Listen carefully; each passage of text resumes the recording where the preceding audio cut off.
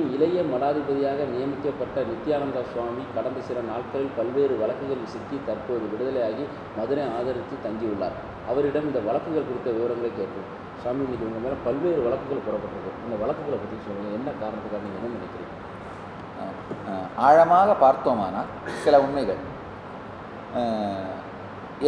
என்னை பற்றி அவதூறான சில புகார்களை, தவறான செய்திகளை ஒரு தனியார் கன்னட சேனல் தொடர்ந்து ஒளிபரப்பி ஹேட் கேம்பெயின் பண்ணிகிட்டு இருந்தாங்க. அதுக்கு பதில் அளிப்பதற்காக பத்திரிகையாளர் சந்திப்பு நடந்து கொண்டிருந்தது. அந்த பத்திரிகையாளர் சந்திப்பிலேயே ஒரு குறிப்பிட்ட தனியார் தொலைக்காட்சி சேனலுடைய நிருபர் ஒருவர் வந்து யூஎஸ்லேருந்து சம்மன் எடுத்துருந்ததுன்னு சொல்லி கோர்ட்டுடைய சம்மன் அல்லாது ஒரு லாயருடைய சம்மனை கொடுக்க முயற்சி பண்ணார். சட்டவிரோதமாக அவர் அதை கொடுக்க முயற்சி பண்ணார். சம்மன் வந்து ஹேக் கன்வென்ஷன் மூலமாக முறைப்படி அந்த லீகல் ரெப்ரசன்டேட்டிவ்ஸ் மட்டும் தான் கொடுக்க முடியும். ஒரு நிருபர் அதை கொடுக்க முடியாது. ஆனால் அவர் மீடியான்ற பேரால் நிருபர் மாதிரி உள்ள வந்து அந்த சம்மனை கொடுக்க முயற்சி பண்ணார். அது ஆக்சுவலாக கோர்ட்டு சம்மனை தான் கட்டாயம் வாங்கிட்டு இருக்கேன். இது ஒரு லாயரோட நோட்டீஸ். அதை நான் வாங்க வேண்டிய அந்த இடத்துல வாங்க வேண்டிய அவசியம் இல்லை. அதனால் நான் வாங்க மறுத்தேன்.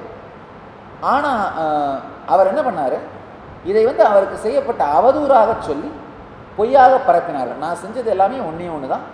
ஐயா, இதை நீங்கள் வந்து சட்ட ரீதியான ரெப்ரசன்டேட்டிவ் இல்லை, நான் இதை வாங்க முடியாது. நீங்கள் வந்து இந்த இடத்துல மீடியா வேலையை மட்டும் செய்யுங்க. அதாவது ஒரு நபர் பத்திரிகையாளரை சந்திப்பது அப்படிங்கிறது ஜனநாயகத்தினுடைய ஒரு புனிதமான சடங்கு. ஜனநாயகத்துடைய கண் காது மீடியா. அதனால் மீடியா ப்ரெஸ் மீட் கொடுத்துட்ருக்கும் பொழுது அவர் வேறு ஏதாவது ஒரு விஷயத்தை, ப்ரெஸ் மீட் இல்லாத ஒரு விஷயத்தை செய்கிறதுக்காக வந்தது தவறு. நான் அதனால் இந்த இடத்துல ப்ரெஸ் மீட்டு நடக்கிறதுனால மீடியா பர்சன்ஸ் மட்டும் இருங்க, வேறு ஏதாவது நீங்கள் செய்யணும்னா இப்போ நீங்கள் வெளியில் போகலாம் அப்படின்னு சொன்னேன்.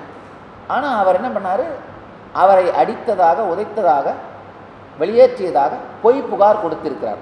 அங்கே நடந்தது எல்லாமே லைவாக பல சேனலில் போயிருக்கு, வீடியோ ரெக்கார்ட் ஆகிருக்கு. அவரை யாரும் அடிக்கவில்லை, உதைக்கவில்லை, எதுவுமே செய்யலை. மிகவும் தெளிவாக சொல்லி அவரை வெளியேறுமாறு மட்டும் தான் கேட்டுக்கொண்டார்கள்.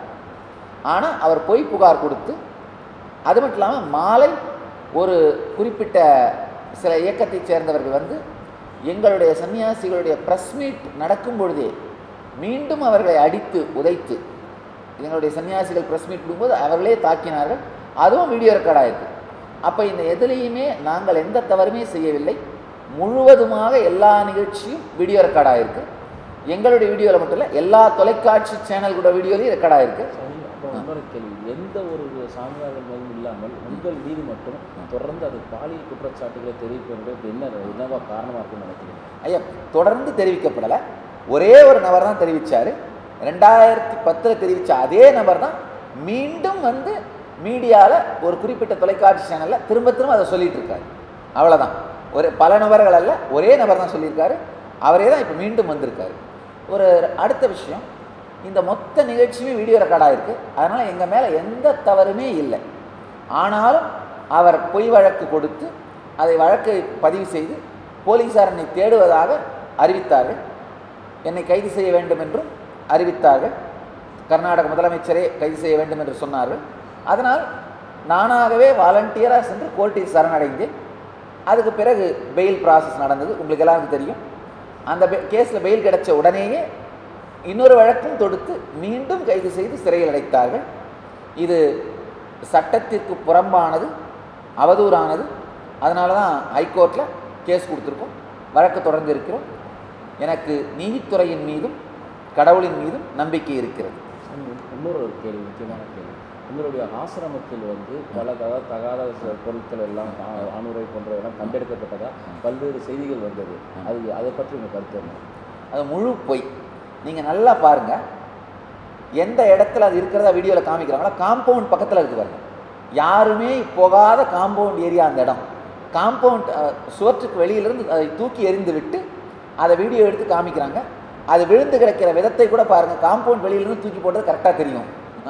காம்பவுண்ட் வெளியிலிருந்து சில பேர் அதை தூக்கி எறிந்து, சில விஷமிகள் அதை உள்ளே தூக்கி எறிந்து விட்டு அதை வீடியோ எடுத்து மீண்டும் மீண்டும் தொலைக்காட்சிகளில் செய்திக்காக காட்டுகிறார்கள்.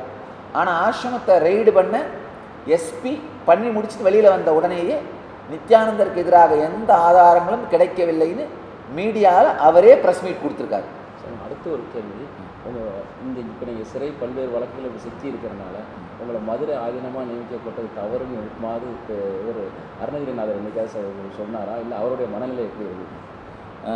292வது குருமகா சன்னிதானம் அவர்கள் எனக்கு முழு பலமாகவும் ஆதரவாகவும் உடன் இருக்கிறார்கள். திரும்ப திரும்ப பத்திரிகையாளர் மத்தியில் அவர் சொல்லிவிட்டார், நேற்று கூட சொல்லியிருக்கிறார், நித்யானந்தர் தான் மதுரை ஆதீனத்தின் வாரிசு என்பதில் எந்த மாற்றமும் இல்லை என்று. 293வது குருமகா சன்னிதானம் அவர்தான் என்பதில் எந்த மாற்றமும் இல்லை என்று நேற்று கூட அவர் தெளிவாக சொல்லியிருக்கின்றார். அவர் மிகப்பெரிய ஆதரவாகவும் பலமாகவும் எனக்கு திகழ்கின்றார்.